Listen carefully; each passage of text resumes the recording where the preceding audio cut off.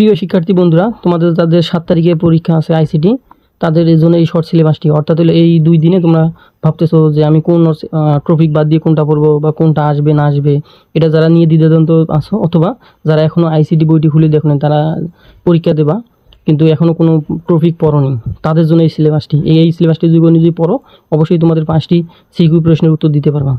চলো শুরু করা যাক। 1 নম্বর মানে অর্থাৎ প্রথম অধ্যায় দেওয়া আছে ভার্চুয়াল রিয়েলিটি।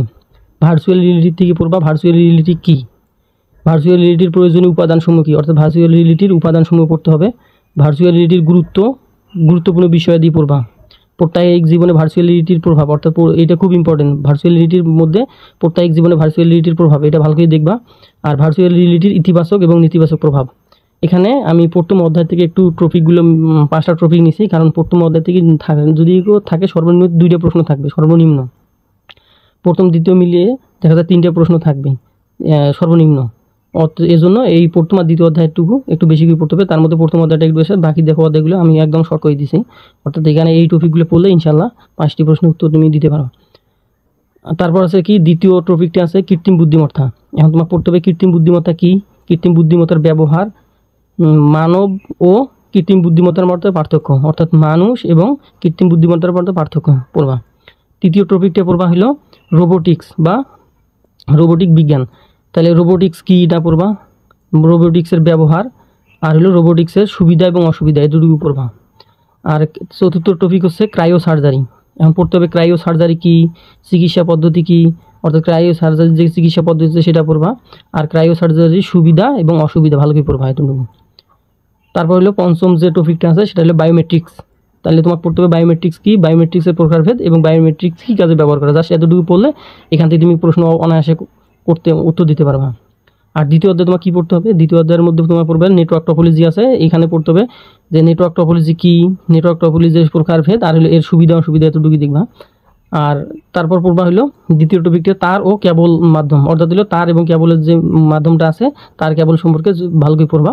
আর ডেটা কমিউনিকেশন মুড, অর্থাৎ ডেটা কমিউনিকেশন, দ্বিতীয় অধ্যায়ের ডেটা কমিউনিকেশন মুডগুলো কী কী সেগুলো বিস্তারিত ভালো করে সুন্দর করে দেখবা, অবশ্যই এখান থেকে কমন পাবা।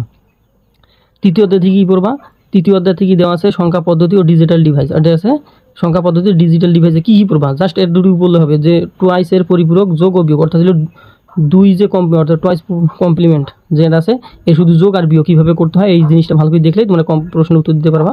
আর বুলিয়ান অ্যালজেব্রার মধ্যে কী দেখবা, ডি মর্গানের উপপাদ্য, অর্থাৎ ডি মর্গানের যে 2টা ল আছে ওই ল 2টা ভালো করে দেখবা, তাহলে উত্তর করতে পারবা। আর হলো সার্বজনীন গেটগুলো যেগুলো আছে এগুলো তো মৌলিক গেটগুলো তোমরা জানো, আর যেগুলো সার্বজনীন গেটগুলো আছে এগুলো ভালো করে দেখবা তৃতীয় অধ্যায়ের।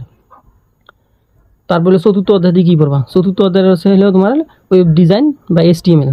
ওই HTML কী কী পড়বা, HTML মধ্যে হলো যেমন ওয়েবসাইটের কাঠামো, HTML মধ্যে গেলে ওয়েব পেজের যে ওয়েবসাইটের কাঠামো আছে সেই কাঠামোটুকু ভালো করে পড়বা।